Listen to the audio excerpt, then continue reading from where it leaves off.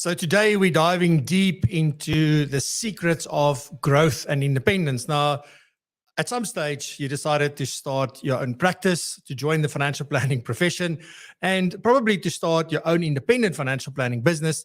And even if you're in a tight space, or maybe you work in a franchise environment, today is going to be a deep dive on the secrets to growth and what you can do to make sure that you keep your independence where you want that, and also just grow a fantastic practice whilst you are at that.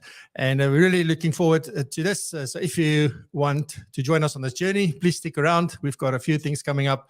But before I introduce everything, let's get the show started in a proper way. Here we go.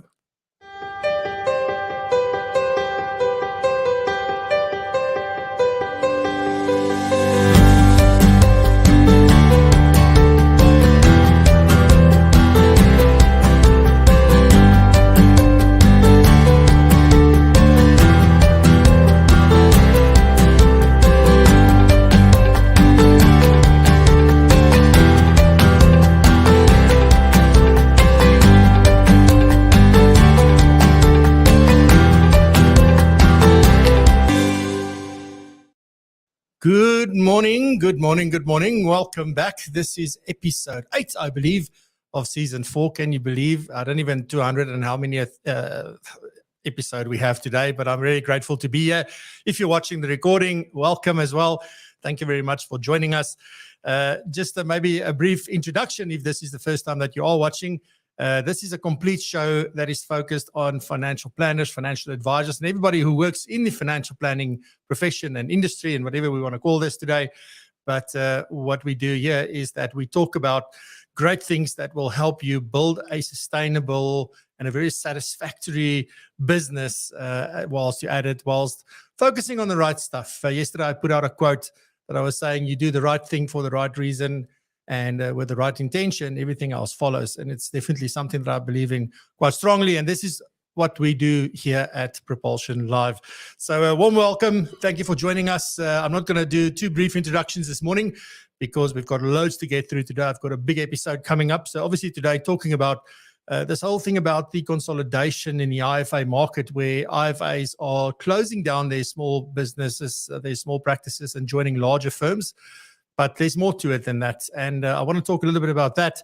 And then also we'll get into what are some strategies and tactics and things that you can use not to give up on that dream you had once when you did start your financial planning business. So really looking forward to today's episode. I'm joined today by Nikki McDonald, all the way from Bloemfontein. And she's there visiting, and she will be doing the news this morning, or current affairs rather, hosted by the Financial Planning Institute of Southern Africa. Then we have Norma. Norma's going to talk about attention audits. So we've been talking about audits a lot on this, in different sessions that we've been doing. So I'm really looking forward to this. Probably something I need to sit up and listen to. And then we have Razan and Profile Me in the house doing brand works today. So we're talking a little bit about WhatsApp.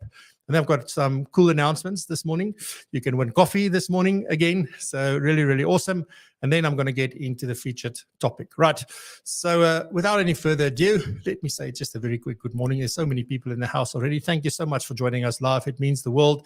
And please do engage today.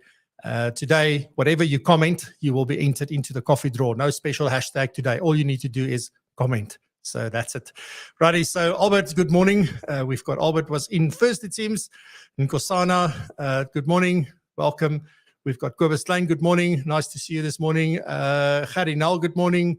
Nice to see you. Adrian, Des, Mark, hope you're doing well. We've got Neil. We've got Eloise, Ferdi. Good morning, guys and girls, ladies. Martina, good morning. It's been a while. Lihana, good morning. Nice to see you as well. Shamaine, good morning. Shamaine, I actually need to make contact with you. I'll contact you on the platform. I need to ask you something. Then I've got Marcel, good morning. And Bowie, good morning. Nice to see you. First time live. Yes, thank you very much. We really appreciate you being here. And then also Jean-Dre de Blanche just sneaking in there right at the end. But with that, ladies and gents, let's get into the show and head on over to Bloemfontein, where Nikki is waiting to share with us what's the latest news for us. Here we go.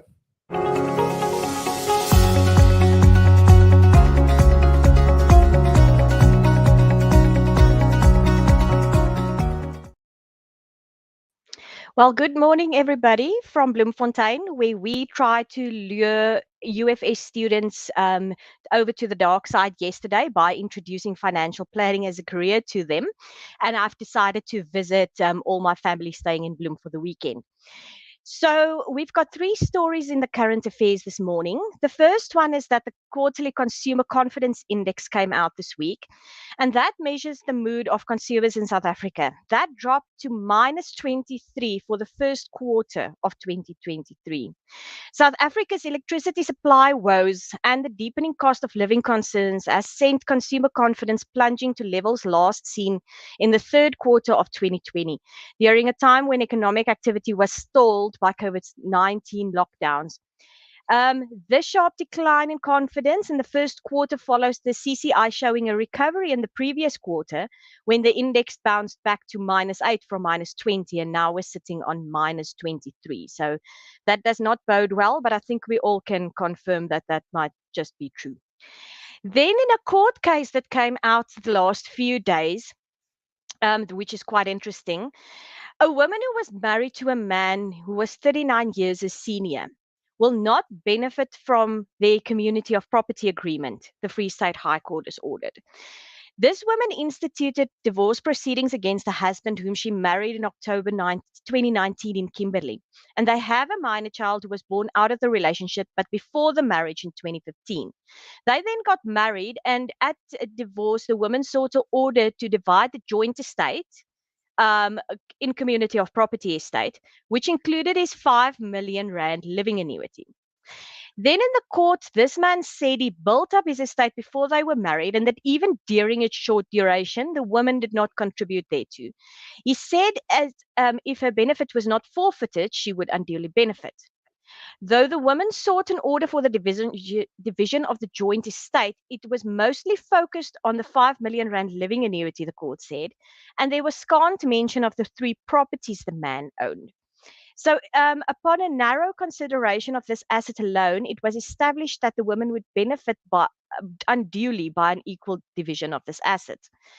The court said that for the duration of the time the parties lived together and while they were married, the evidence demonstrated that they only shared expenses were in relation to the child. So they acted independently of each other and managed their separate estates. And in granting the divorce, the court awarded primary custody of the child to the woman and then ordered the man to pay maintenance of 7,000 Rand a month. I think we're trying to get a hold of the script of the court case, and it would be interesting to see what the movement behind the court's thinking was to actually award this. And it just underlines again how extremely important getting married with the correct marital regime is, because all of this could have been avoided if they were married out of community of property. And then, just on a last note, if you've been looking at the news, you will see that there's trouble in France. Why? And it's always interesting to see that in the first world, they're sitting with some of the same issues or other issues that we're sitting with. Emmanuel Macron's attempt to raise France's state retirement age has triggered nationwide protests and hundreds of arrests.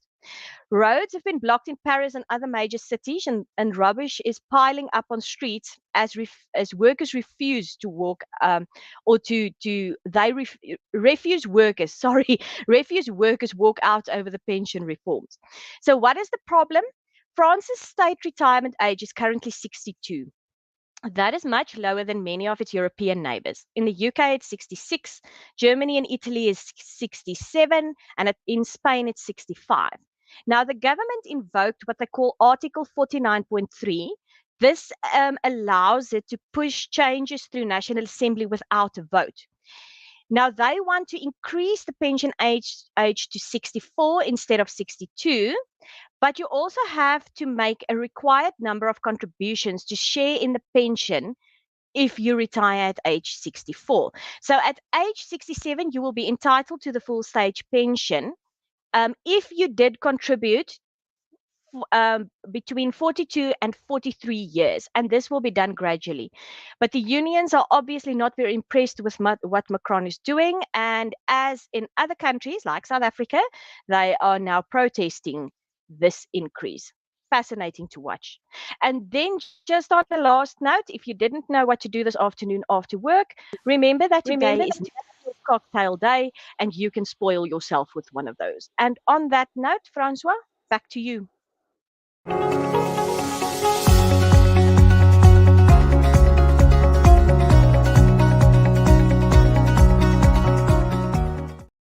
Amazing stuff. Thank you very much. And then next up, we have Norma with Coach's Corner. And today, Norma, as I mentioned earlier, is talking about an attention audit.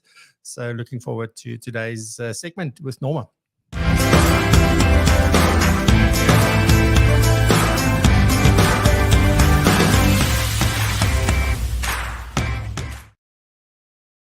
Good morning.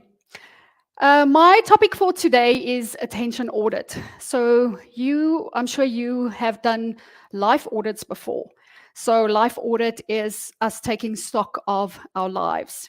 So attention audit is focusing down a little bit more on attention. So where am I spending my attention?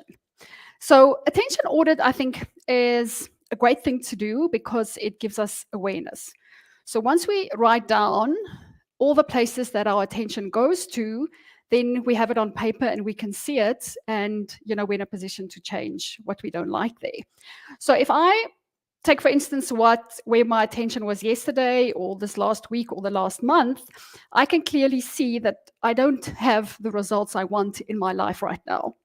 And if we look at what the definition is of attention, it is importance, and another synonym is also consciousness. And I think a lot of times when we maybe don't pay attention, it is very, we're very unintentional with where our attention goes, and we pay attention to the unimportant things. So when I do this attention audit, I basically look at where my attention willingly goes. I also see what's demanding my attention, and I also see that, the places that I want to pay attention, but I'm neglecting those areas. So it's quite helpful to do this exercise. Like I said, you put it down on paper, you can see where your attention goes, and then you're in a position to change it. So much like a budget we have for our finances, where we decide up front where we want to spend our money and where we want to allocate it to, an attention audit, or if we have a budget for our attention, really that means that we allocate our attention to certain areas. We don't let our external environment dictate where we're going to be spending our attention. So if I, for instance, know that I only have, let's say, 12 hours of attention, then I'm going to be very deliberate about how I spend that attention, because at the end of the day, that attention, then I can't transfer it to tomorrow. It is gone. I'll never have it back. So if I think of attention in that way, I'm more deliberate with my time, and I'm definitely want to plan my time a little bit better. Because if I think I've only got, let's say, 12 hours of attention, or in my business, for instance, I know that I only have 6 hours that I can spend in my business today, I'm going to be very deliberate. So I'm not going to think of all the things I've done wrong and mistakes I've made in the past. I'm not going to feel guilty about stuff that I've done. When I'm maybe have time with my kids, I'm not going to think that every ping on my phone is that important, because I know that I only have, let's say, an hour or two with them. So when I do this attention audit, I want to know, let's say I divide my life into 2 areas. It's my personal life and then my business life. So I want to know, who do I spend attention on, but also on what specifically do I spend my attention on. So that can be an area in personal life that I decide who and what I spend it on, and also my business life, my or career, what and who gets my attention there. So I think key here is that we have to plan in advance, because if we don't plan, then it doesn't happen. If it's not on my calendar, if I don't schedule it, then it won't get done. So I think once we do this attention audit and we see where our attention goes, it's going to most probably motivate us to maybe sit down every once in a while and see what is the results that I'm getting in my life, and take a step back and see where is that was my result today as an example, or you can use yesterday, do this exercise, see where your attention goes and see the results that you're getting. So that's what I have for you today. Thank you. I'll be back next week.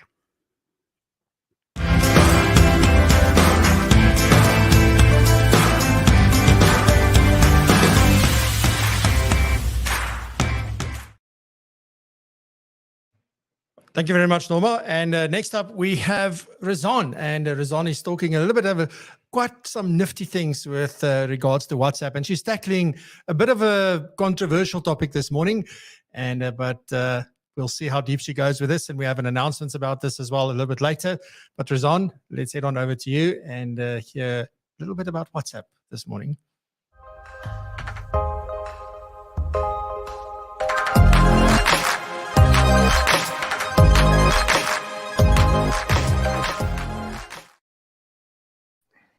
Good morning, everyone, and welcome to this segment of BrandWorks brought to you by PROpulsion. First up, did you know the average smartphone owner will click, tap, or swipe their phone 2,617 times a day? Well, the top 10% do this about 5,427 times a day. Now, if you fall under the average folk, that's 145 actions per waking hour, provided you also had 6 hours of sleep. And talking about sleep, 69% of smartphone users check their devices within the first 5 minutes of waking up. Now, sticking with smartphones, today's hot topic is utilizing WhatsApp as a marketing tool. In South Africa specifically, we have a unique situation. In fact, some might call it the perfect storm.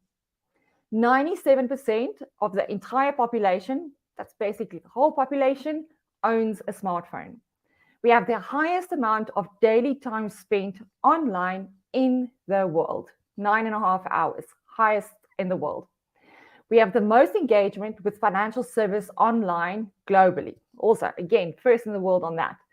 And the last available stat puts South Africa as a country with the highest WhatsApp penetration rate of any other country in the world, with 96% of internet users in the country using the app. It's far ahead of the global curve. So in short, WhatsApp is South Africa's favorite platform, and the State of Digital 23 stats that are now available will confirm this. So let's talk about utilizing WhatsApp as a channel in itself, just like you send email newsletters to promote your personal brand. And by the way, 75% of emails are apparently opened on mobile phones, according to a recent stat. I want to go and look into that stat. So coming back to WhatsApp, I don't think the question around WhatsApp marketing is should or shouldn't you. The question is more how, when, and what are the sticky points you need to consider before you decide whether it's for you or not. We know that marketing in the right way via WhatsApp broadcasting or communities and utilizing the status functions updates is not only highly effective, it ties in directly to referrals and the bottom line. And we have various sources to corroborate this with some pretty big numbers. Now, where to start?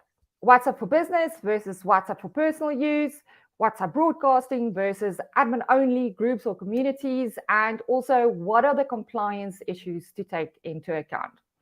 These are the burning questions we get every day. So today we're going to take a high-level overview on all of them, and then Francois has an exciting announcement on this topic that will follow shortly. So wait for the announcements. Now, WhatsApp for business versus WhatsApp for personal use. In my personal opinion, for now, it doesn't really matter.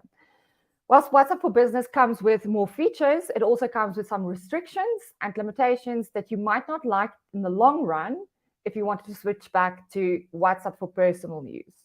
For the moment, whichever one you are on and you are comfortable with, they both get the job done.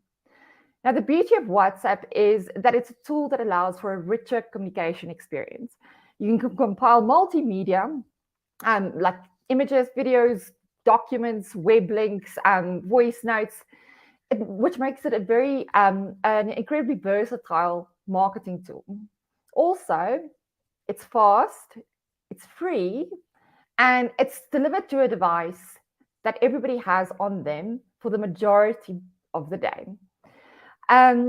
According to WhatsApp's own data, the median response time is around 90 seconds. Now, this is debatable, but we do know that the open and response rates are exponentially higher than email. WhatsApp is also super secure. And with secure, I mean messages are end-to-end encrypted, ensuring the security and privacy of customer data, and the content of the message is not usable by outside sources, or it's kept secure.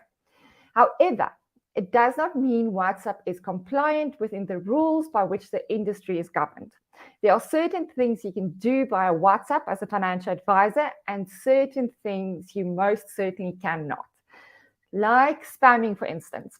WhatsApp thankfully has a ton of security measures in place to prevent spamming, and this is also what contributes to the trust of the platform, and which makes it a popular platform in turn.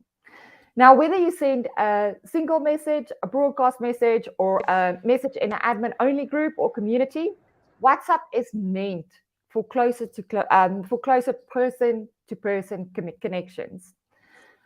When you send a broadcast message, for instance, the message is sent to multiple recipients at the same time. So it's one message, you compile one message, it goes to multiple people on your broadcast list at the same time, and you can have multiple broadcast lists. But each recipient will receive the message as an individual chat. Now, only contacts who have saved your number in their address book and have also given you permission that you can contact them via WhatsApp will receive the message. If somebody has sent you a message first, for instance, allegedly, you can respond to them with a broadcast message in that instance. But here's where the POPI and the importance of opt-ins really come into play. With communities and admin-only groups, on the other hand, people by default opt in, and they can leave at any time. They do not wish to receive messages anymore. Personally, I feel WhatsApp broadcasting and receiving a direct message feels much more personal, but there is a definite list of pros and cons, along with the how, what, and whens to consider. The good news is Francois and I are bringing an in-depth dive into this to you very soon. So with that, Francois, it's over to you for the announcements.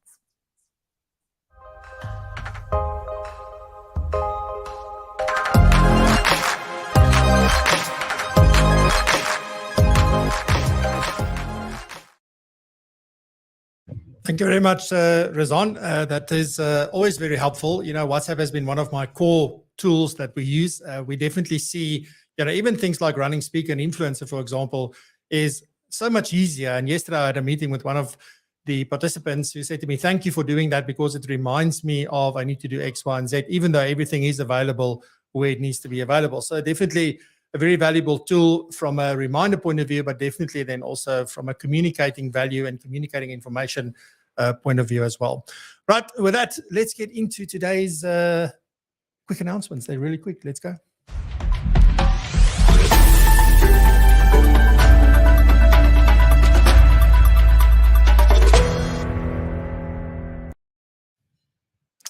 So we're very lucky that Colombo Coffee is helping us give away a coffee to one lucky draw winner.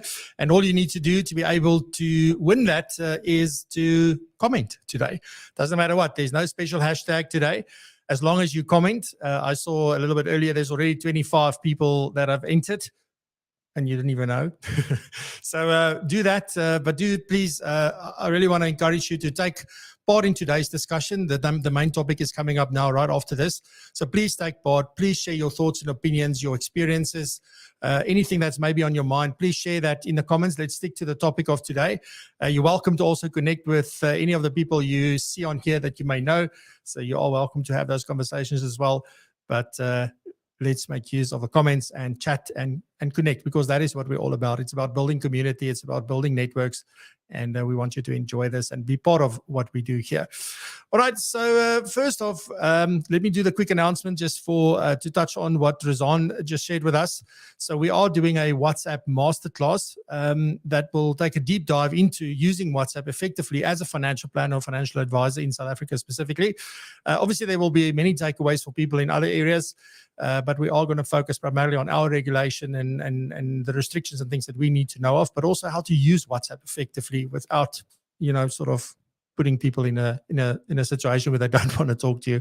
So that's going to happen on the 19th of April at 10 a.m. in the morning. It's going to be live. We will send out the details very soon. So do keep an eye out for that. And we'll obviously tell a bit more about this again next week in the show as well. Righty, then I want to talk to you a little bit about the Global Financial Planning Conference that is taking place, that's coming up now. I just wanted to give you a little bit of information about the Global Financial Planning Conference, because this isn't just a conference. This is something extremely special, and not because I say so. I will show you exactly why that is the case. There are three things that are part of the Global Financial Planning Conference, and it all starts off with a speaker, in the International Speaker and Influencer Program. This is an award-winning program that we do together with Next Gen Planners in the UK. Both Profile, me, and PROpulsion has brought this to South Africa in 2021. So this will be the third year that we're offering this. We had 145 applications this year for people to take part. That very first year, we had 25. So word is getting out, but not just that, the results we see, the testimonials we get, where we see people end up after doing this program is absolutely incredible. And this is a program that we sponsor, so you don't pay for this. There is a rigorous application process to go through. And the big thing here is that everybody that finishes this program successfully then gets to talk at the Global Financial Planning Conference. Now, these people are coached by international coaches. This year, I think there's 8 coaches. Previously, we had 4. This year, there's about 8. I think it's 8. Don't hold me to that, but it's somewhere around that region. So that's what they do. And then at the Global Financial Planning Conference, which takes place over 2 days, 16th and 17th of May this year, again, it's the third year because these two programs sort of run together. And this year we will have over 70 speakers from across the globe, 4 different countries that are participating. So really looking forward to that. It's 2 days. Last year we had over 1,200 people watch the conference from all over the world. Almost 500 people from South Africa were part of that. So this year we're looking to increase that, obviously, significantly by getting the word out. And this is all about, the audience is financial planners. The speakers are financial planners. And there are such incredible stories and things that come out of it. Each of them do a 10-minute TED-style talk. It's very energetic. It keeps moving. It's not these long-winded stories. They really get to the point quickly. We're going to use an incredible platform this year. Loads of things to do and see and connect with others there. So please, this is a very, very important part. And then attached to this as well is a third thing, because that's how we do it at PROpulsion. We go big. So we also have the Day of CPD, which is happening on the 12th of July this year. And this will give you access to a minimum of 18 verifiable CPD points. And this year we're going to do multiple streams, so you can come in and choose which ones you want to attend. And the ones that you didn't attend, you get access to all those recordings as well. So, and all of these sessions will either be 30 minutes or 60 minutes, around about there. So it's not very long sessions. So again, many things to choose from, great presenters, great content, great CPD to be earned, and you'll have 12 months access to all of that. So that's sort of, when we talk about Global Financial Planning Conference, we really talk about these 3 things in combination. So when you purchase a ticket to attend this conference, it's one ticket. That one ticket will give you access to the Global Financial Planning Conference, which happens on the 16th and 17th of May, completely virtual, completely live. And also then you get access included in that to the Day of CPD that happens on the 12th of July. Righty, so the tickets go on sale on Monday the 27th, which is this coming Monday if you're watching it today. Or if you're watching this later, you're watching the recording, it's already live probably. So Monday the 27th of March, you can visit our website at propulsion.co.za.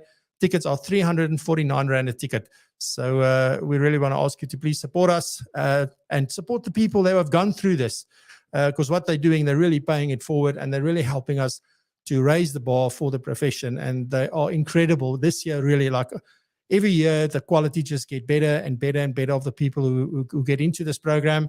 So this year, I'm extremely excited for what's going to happen. So please join us for that.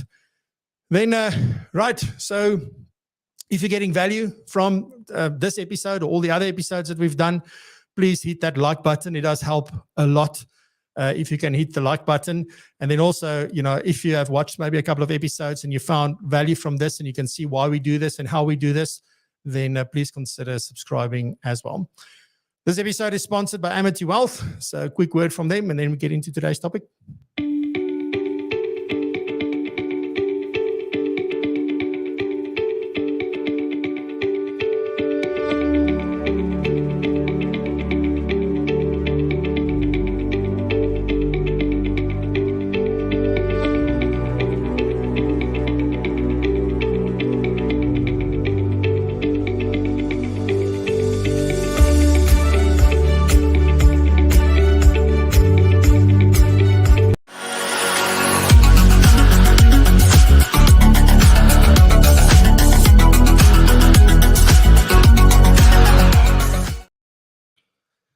So obviously today, I'll tell you exactly where today's episode comes from. I've got a whole host of episodes planned, and then sometimes I see something that triggers something with me.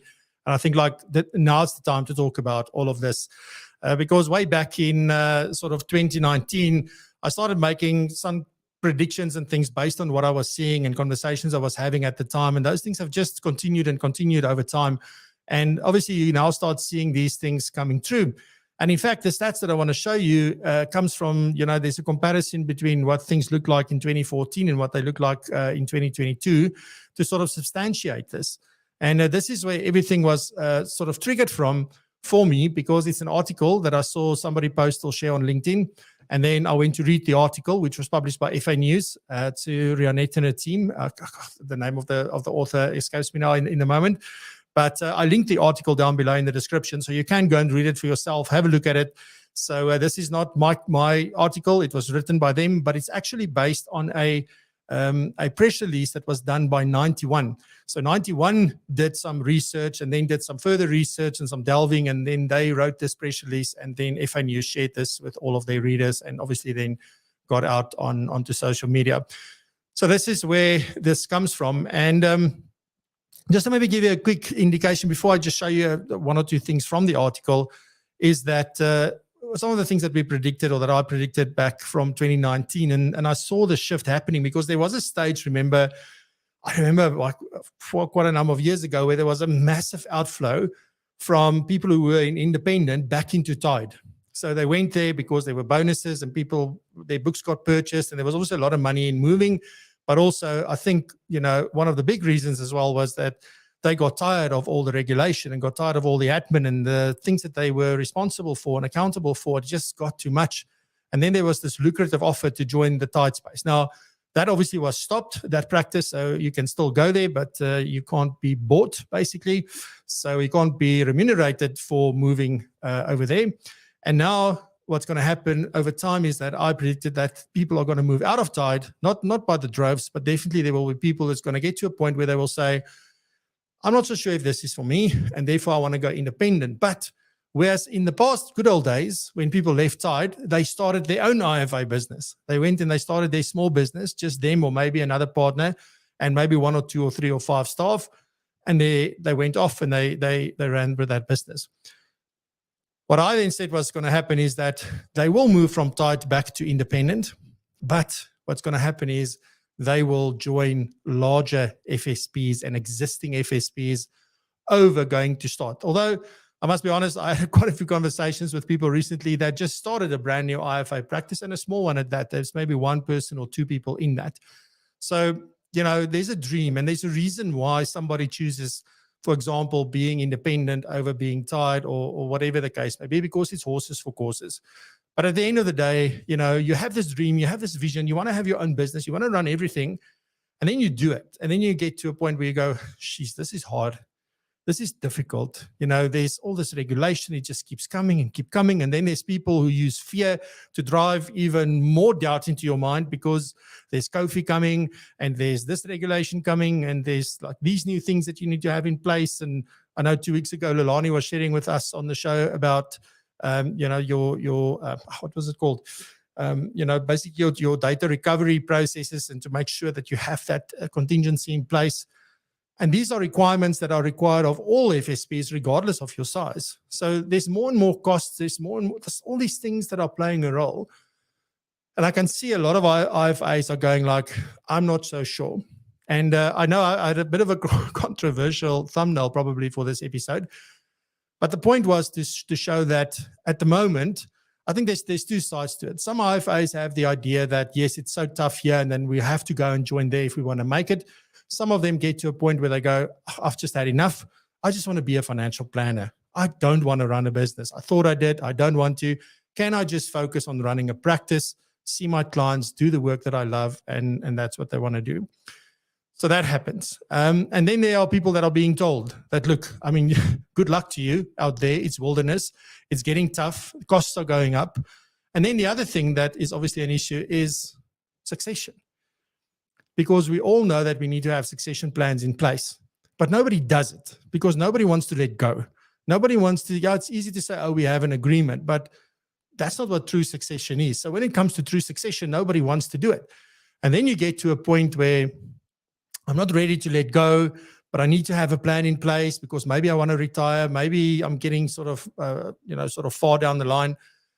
And therefore I need somebody. And then the larger FSPs, are there to say, we do this, we can do that. This is what we'll do. We keep paying this. We'll do that. Infrastructure, support, all of the things that are there. And then they close down their IFA business and they move there, right? So that's reality. That is what's happening at the moment. And none of it is from the devil. Let me just put that out there. There are different solutions that will work for different people.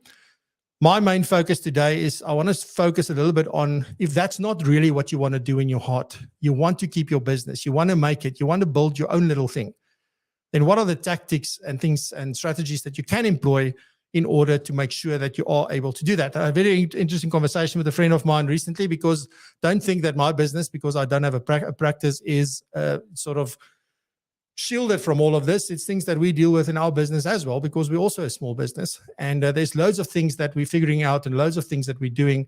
But the things I want to share with you are things that I've seen work in practice from my work with financial planners and advisors over 2.5 decades almost. So that's really where today is coming from. Right, so let me just quickly share with you. So this is just a part of the article that was published, and I want to just focus on this. I mean, there's a whole article here. But basically what you have here is on the right-hand side is a split, right? And this was done, if I've got my sources right. So FSI 2022 database, that's the source for all of this. So in 2014, this big blue part here, 64, those were where independent advisors were working, where there were less than 5 reps in that business. So this is what we would typically coin as being a small business. And then you see the purple one here, the 4%, that is the large FSPs where you've got more than 100 reps. So only 4% were working in that space. See a significant portion in the basically 6 to 20 reps. And then also where they were between 20 and 100, was also sort of in that range. Now, fast forward, what is that, 8 years, right? Now you can see that IFAs working in the independent space for small FSPs has reduced, right? So from 64% to 57%. So there's a clear trend. And just by the way, this is focused on people who have investment license categories on their licenses, because 91 is obviously very investment focused. So I'm not so sure, this might be worse if we include risk and all of those, but also many of the independents do have both on their licenses. I think the majority do. So you can see that that is reduced. But here's the interesting thing. Look at where they went. Most of them, went, 70% of them, in fact, went to a large FSP who has 100 or more reps. 70% of the people who left the IFA, who closed down their own little business, moved to large FSPs. That is a significant number. And then some of them, the other 30%, went obviously then either to the 6 to 20 or the 20 to 100, so basically into the space. But it's significant. And this sort of triggered me to say, well, you know what, we need to look at this. And this article goes into a lot of detail. I'm not going to go through all of this. So you can go have a look at the detail. There's a nice breakdown of what I just explained. And then they also compare this to the UK, because obviously there are a lot of things that we need to consider. We always look to something like the UK to say, well, what do we do what's going to happen, what do we think is going to happen. But there's a massive difference between the UK and South Africa because of sort of certain things. So I'm not going to talk about that. I want to get into the strategies, but go read the article. I linked it down below in the description here on YouTube, and you can then easily sort of see the backdrop to this conversation. So how can you keep your independence if that is something that's very important to you? Now, let me just state before I continue that if you are here and you're in the tight space, or you work in a franchise or something like that, or you're already in a big business, a lot of the things I'm going to share today will be highly beneficial in your practice where you are. Cool. There might be slight nuances, but look at this, how you can apply this in where you are, because I can promise you there's a lot of takeaways here that will really help you grow and build your business in a great way. So the first thing is that it is probably very important to keep your independence. It is about maybe employing more people. It is about contributing to the economy. Not that you can't do that as part of a bigger thing, but there is something about this where, you are able to do things. And also, if you want to do things your way, you want to have a bit of autonomy. You want to be able to make the decisions. If freedom is very important to you, to do things your way and to do that, if you're there sitting like, is it even worth it? Then the rest of the stuff I'm going to share is definitely for you. If you're very clear on it, the rest of the stuff is also going to be very beneficial. So just maybe some of the high-level strategies before I get into the detail on it, if you think about what you can do to stay independent. And the first thing is that, and we spoke about this a couple of episodes ago, is build a strong personal brand. It's very important. Daniel Priestley has a book called Key Person of Influence. It talks about the importance around building that. He's got another book called Entrepreneur Revolution, which is also a very powerful book that will help in this space. But you think about that, you need a personal brand. People believe in brands, in personals, or in people rather than personal brands. They want to connect with people. They're more interested in the people behind the business. They trust people more than they trust businesses. So therefore, that personal brand is very important. You can check out that episode if you want, because I go into a lot of detail on there. Then creating a network of fellow IFAs. And I've seen this pop up quite a lot in South Africa in recent years. And there's quite a few of these, financial planners getting together, either around the fact that they're independent or around the fact that they do a certain kind of planning in a certain kind of way, or they want to learn about something new, or whatever that may be. But they have these different sort of associations, if you will, that they start, and they collaborate a lot more. So definitely something to consider, to join something like that, or to create one of your own if that's what you want to do. And then probably the biggest thing to help you, and I had a fantastic conversation in the UK yesterday about technology and how you can use it to build an efficient process for your business, etc. So, and that, by the way, is available on Propulsion Pro to our members there. So you can go have a look. They were gracious to share that with us. But embracing technology is the key as well. Because the one thing that technology will do is give you back a lot of your time. Once you've invested a bit of time into it, it will give you back your time exponentially. It will give you back your freedom. And then it means that it'll open you up to spend time with clients and to do the things that actually generate revenue and the things that you actually love so much. So that's what's changed probably in your life, is that you've gone away from doing the things you loved into, becoming a super admin person. Some of you have mastered the art not to do that, but a lot of people are caught up in that spiral.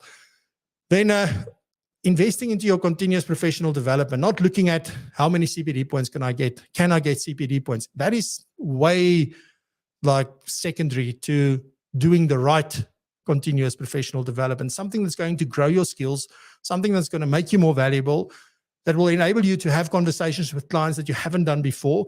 So we're so focused on having to acquire new clients, but we don't think about what else can I do for my existing clients. We think I've done everything for them. But is it everything because of where your knowledge is at and where your expertise and your skills are at? Or have you truly done everything for your client? So that's the thing. It's easier to do business, obviously, with those existing clients. It's easier to do these kind of things and more valuable to them as well. And then communities like Propulsion Pro that I just mentioned is definitely a great solution. We're all about, our tagline is belong, grow, and thrive. We've got fantastic people. Yesterday, again, got feedback about the quality of the people that we have in that community, the conversations we have, the training we do, the programs we do, the content we create for them. It's just phenomenal. And then you think about the price we charge, it's just a no-brainer for everyone. So considering something like that is definitely valuable. Right, so some practical strategies, because it is, without being practical and without you taking note of some of these things and going out and doing something with this isn't going to mean much. But I trust that that's what you're going to do. Take one or two of these things and decide, I'm going to look at this in more depth. I'm going to implement this into my business. I'm going to start doing this today, because it's in the doing that the change is. So that's what you want to do. Right. So the first sort of thing, in no particular order, by the way, the first one is sort of acquisitions. And this we've seen a lot. In fact, ComSpace launched a new business called BrokerSpace, where they actually introduce buyers and sellers to each other, and they do the valuations and the analysis and all those kind of things for those businesses. And there's definitely a massive demand for this. I've been in so many of those meetings where people are saying, like, this is what we're looking for. Every second meeting we have is like, do you know of anybody who wants to sell their books? Because this is a way to grow your business, right?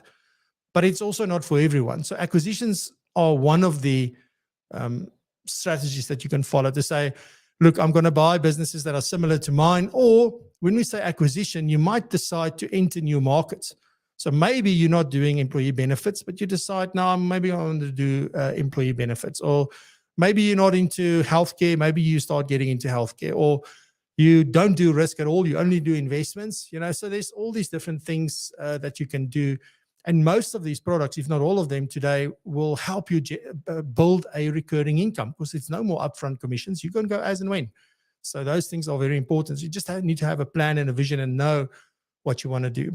So acquisitions are the first one. But then a big one that, it was still in the 90s, 99. I saw this. People, when I was still in the Free State, in Welkom actually did this for the first time.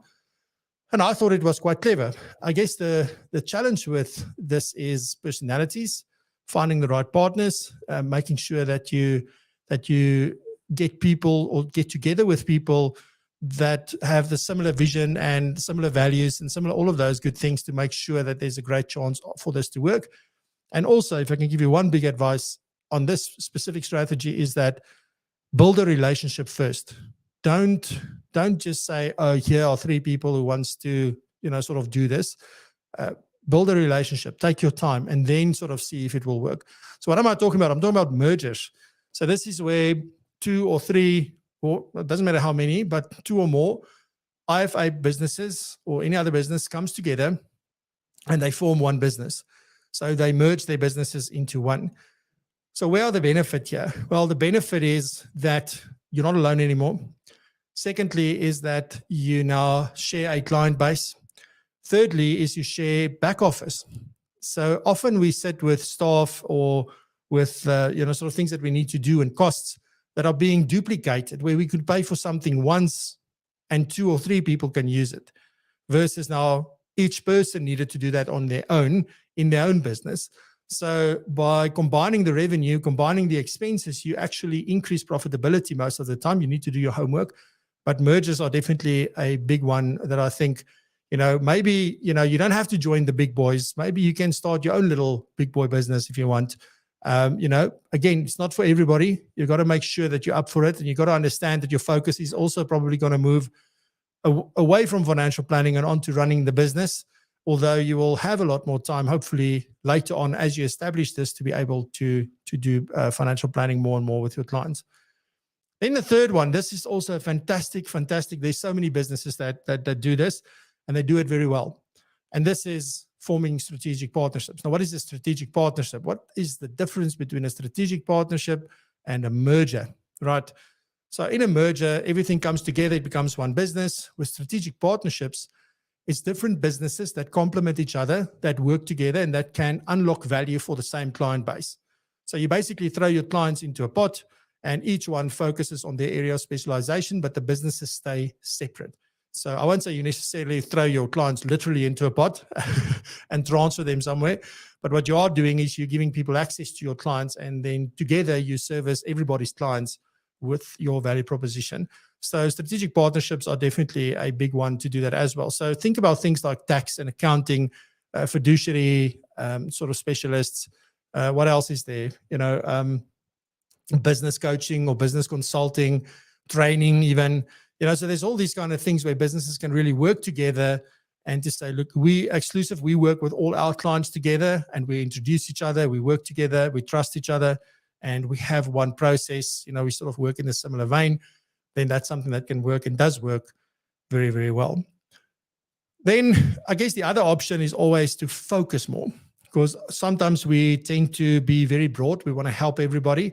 And I can clearly see, you see it on social media and you hear it in conversations, that people have different dispositions to what I'm about to say. So there's the one half or the one part that goes, I have to help everyone. If I say I only work with this kind of client or that have this much investable assets, it makes me vain.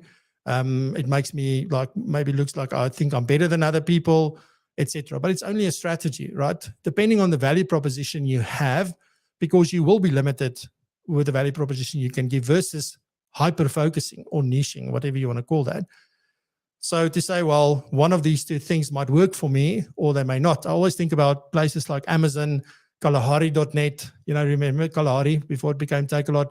So all these places started off with mainly selling books. It was cool to sell books online, and that's all they did. And they built a client base, and then they started going more general again. So sometimes if things are not working, maybe you're too general at the moment, and maybe you need to focus a bit more on what it is that you want to do, who you want to do it for, how you want to do it. Because when you do that, you have one thing that you can focus on, and you not get distracted by a billion different things. So in my mind, it's a personal choice. It's a business strategy, whether you go hyper-specific and whether you have limits in place or not, or whether you help the world, that depends on you. But there are certain things. The one thing that we need to understand about business is there's things that we want to do and things that how we want things to be. Okay. And then there's things that actually makes the business work. And we got to find a great middle ground for that. And this has got nothing to do with morals and what's right and what's wrong. I'm just talking about what you offer versus what people are willing to pay for, and what will generate income. So sometimes you first got to take a step back and say, I need to do these things to earn income.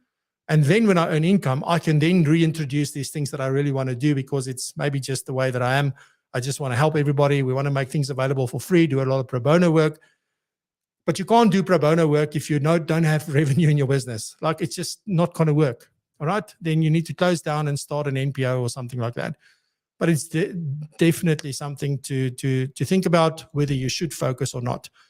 And before I get to the last two things, remember, I'm not saying do all of these things. Maybe find one or two of these that you're not doing and see how can this work for you at this point. The next logical thing is, if you don't have time and you don't get to where you are, it may be counterintuitive, because probably you're struggling with revenue in the sense of it's fine, but I can't really employ another person because then the revenue is not going to work. Because we only see the cost. We don't see the benefit of this person coming in. All we think about is, it's going to take me a year to train this person. And then how am I going to carry this? Have less time because I need to train this person. And then for another 12 months, before I really start getting benefit from that. And what if they leave? It's so hard to get good help today. It's really, really difficult. So there's all these things that play in our minds when it comes to this. But looking at your staff and looking at where it is, maybe you just need to train your existing staff more, and maybe they need new ways of doing things. Maybe it's not even appointing another person, but really critically looking at your business and thinking, what can I do? Who can I use? And with staff, you can even outsource. It's such an important thing to outsource as well. Don't get stuck into that. And then the last thing is marketing. How are you marketing at the moment? Are you even marketing? Do people know about you? That's our job, is to make sure that people know about us and our business and how we do things. And, we often spend too much time online pointing fingers at the bad fruit instead of saying, this is how we do it. Adding our voice. If there's an article that comes out, you don't like it, say, what, this is a very important point that is being raised at our business or our practice. This is how we go about this and how we think about this. Nothing to do with where the content came from and what the author is saying. Just ignore all of that noise. Focus on the question that was asked. and demonstrate what you can do and what you would have done in order to solve this problem. It's a much better way for us to build the profession and raise the bar in that context. So definitely something that we need to consider. So those are the 7 practical strategies. It's acquisitions, mergers, strategic partnerships, technology, niche specialization, staffing, and marketing. But there's also tools and resources that you can use. And I'm just quickly going to mention them. I'm not going to get into too much detail. Now, obviously, depending on the kind of business that you run and what you focus on, some of these things may or may not apply. But outsourcing is a big one. So that's a tool that's available to you to use people outside of your business. And there's outsourcing that you can outsource things to your product providers that you work with to say, what can they do for you? There's maybe other strategic partnerships that you can outsource to. It might be that you outsource to virtual assistants, for example. So there are many of these things that you can outsource to your compliance, all of that kind of stuff. Things like discretionary fund managers, I think, is another solution. And then also like Innate has been quite involved in our events and everything. They have a fantastic investment platform, but they are one, the Alan Grays and the, Mighton Optimals, and there's all these people, My Plan and all of those that have these investment platforms to whom you can outsource a lot of the investment process and all of those kind of things. And you can just focus on providing a solution. And then, I think one of the biggest things is if you think about what training costs and how expensive it is, right? Is like if you join something like PROpulsion Pro, for example, that everything is included. We train. That's what we do. So there's a lot of value there for a fairly low investment. So there's things like that and things like PROpulsion Pro that is out there and available. So go look at your options and look at ways of how can you upskill yourself and your staff in the process and build a network at the same time, I think is very, very important. So just quickly to sort of summarize is big FSPs the answer for you? The answer is probably yes, right? They provide fantastic support. They provide infrastructure. There's loads of things that they do. And I've got great relationships with many of them. So there's a lot of value there. This is not about where the value is. It's about what you want. What is in your heart and what is in your head and what is the vision that you see? What is in your gut and what is it that you want to do? And that is the thing that should drive, not money, the lack of money or too much money or whatever it may be. That should never be the main focus of any decision. Go with what you really want. Figure out how to do that and figure out how you can bring people together to make it happen. If that is really what you want. If that's not for you, then obviously a large FSP with an infrastructure and support is probably a solution for you. If you're just looking for succession planning, etc., then probably moving to a large FSP is probably the easier decision to make right now if you're at that point to do that. If you want to retire, all of those good things, and you want to do that now in the next 3 years or so, great option. But if you're still you're still running at full pace, then probably there's some things to reconsider for you at this point in time.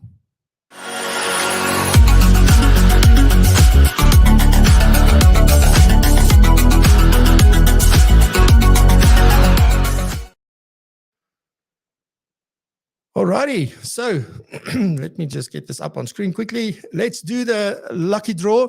So here you can see that we have 34 entries today. So fantastic. How does this work?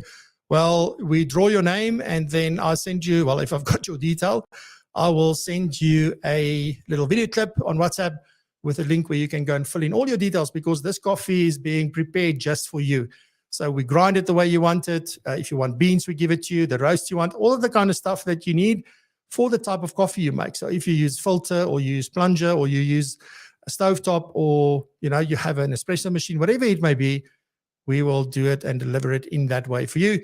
If you know that I don't have your details, in other words, you haven't received any comms from me, then please do get in touch with me. My details are on the website and everywhere.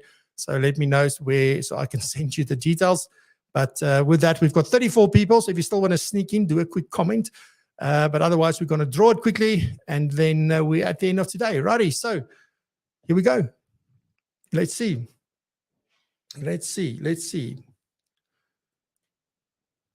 Who is it going to be today? Sanana. There you go. Fantastic. Sanana, please get in contact with me. Give me a shout, if you will, and I will then send you the details, because I don't think I have your detail. You can contact me on LinkedIn, find me on LinkedIn, send me a message, and I will then get to you. Alrighty, ladies and gentlemen, that's it for today's show. We'll be back next week, same time, same place. Stay safe, be blessed, and prosper. Thank you for being with us. Continue to raise that bar. I love you. Bye-bye.